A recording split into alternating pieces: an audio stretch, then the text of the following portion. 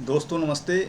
अगर आपका भी बैंक अकाउंट फ्रीज कर दिया गया है आपको बिना बताए, और जब आप एक एप्लीकेशन देते हैं या पूछने की कोशिश करते हैं, क्वेरी करते हैं, तो बैंक के द्वारा बताया जाता है कि कुछ साइबर कंप्लेंट्स हो सकता है, वह साइबर कंप्लेंट एक हो, दो हो या दो से अधिक हो, अलग अलग राज्यों से हो।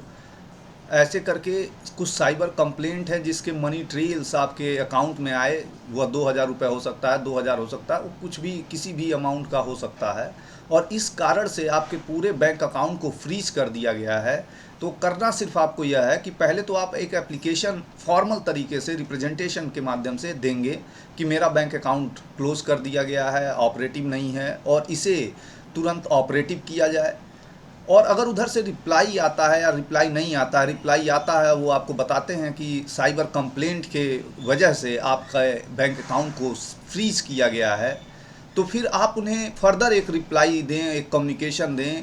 क्योंकि इलाहाबाद हाई कोर्ट ने Ashish Rawat versus union of India में इस बात को क्लियर कर दिया है कि निश्चित तौर से अगर कोई अपराध घटित हुआ है तो उससे संबंधित जो प्रॉपर्टी है वह बीएनएस की धारा 106 और 107 के अंतर्गत सीज या फ्रीज की जा सकती है।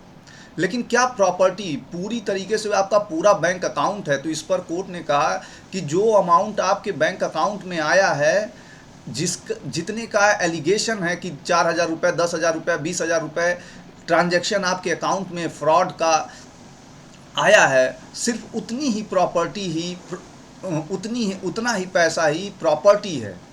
और इस वजह से केवल उतने ही पैसे को फ्रीज किया जा सकता है, सीज किया जा सकता है, पूरे अकाउंट को फ्रीज नहीं किया जा सकता।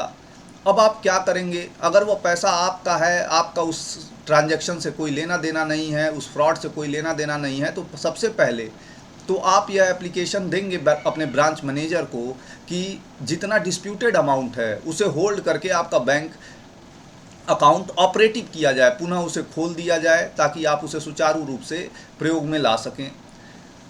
इसके बाद इलाहाबाद हाई कोर्ट ने Ashish Rawat versus union of India में इस बात को कहा कि जो डिस्प्यूटेड अमाउंट है, ये बात तो बिल्कुल स्पेसिफिक कैटेगोरिकल तरीके से कोर्ट ने स्पष्ट रूप से कह दिया है कि जो अमाउंट डिस्प्यूटेड है उसे छोड़ करके bank account enforcement agency, branch manager या बैंक अथॉरिटीज़ किसी इन्फोर्समेंट डायरेक्टरेट की तरह काम नहीं करेंगी। जो डिस्प्यूटेड अमाउंट है उसे फ्रीज करेंगी, बाकी पूरे अकाउंट को ऑपरेटिव कर देंगी। यहाँ तक कोई विवाद अब नहीं है।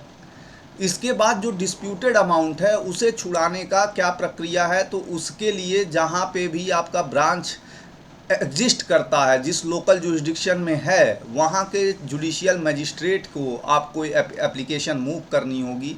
जिस तरीके से नॉर्मल क्राइम में जैसे गांजा इत्यादि में गाड़ी सीज हो जाती है, एक्सीडेंट वगैरह में गाड़ी सीज हो जाती है, तो जिस तरीके से एप्लीकेशन उसके रिलीज़ की जाती है, इस तरीके से आप अपना वो एप्लीकेशन दे करके केस, अगर चार्जशीट लग गई है या ख़त्म हो गया है, तो उस पैसे को भी आप रिलीज़ करा सकते हैं अपने फेवर में। लेकिन जहाँ तक की है कि बैंक अकाउंट फ्रीज रहेगा या ऑपरेटिव रहेगा, तो डिस्प्यूटेड अमाउंट को छोड़ करके बैंक अथॉरिटीज़ के पास यह शक्ति नहीं है कि वह आपके पूरे बैंक अकाउंट को फ्रीज कर दें केवल उस कंप्लेंट को आधार बना करके या इन्वेस्टिगेटिंग ऑफिसर के एक लेटर पे।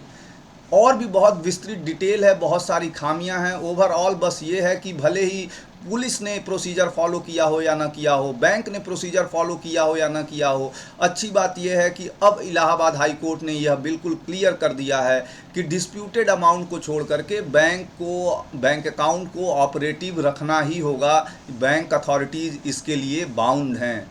आर्टिकल 21 में है कि हम अपना बैंक जिसे हम ऑपरेट कर रहे हैं उससे हमारी ईएमआई जाती है, हमारे डे टू डे बेसिस के लाइफ जो हैं उससे जुड़े हुए हैं।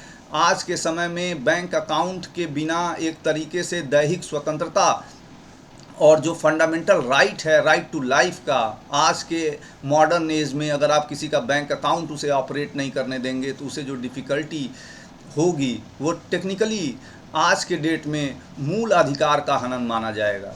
इसलिए बैंक अथॉरिटीज़ इस बात को लेकर के पूरी तरीके से बाउंड हैं कि वो जो भी डिस्प्यूटेड अमाउंट है उसे छोड़ करके उसे होल्ड कर लें, वो उसे छोड़ करके बैंक अकाउंट ओपन कर दिया जाएगा। Thank you.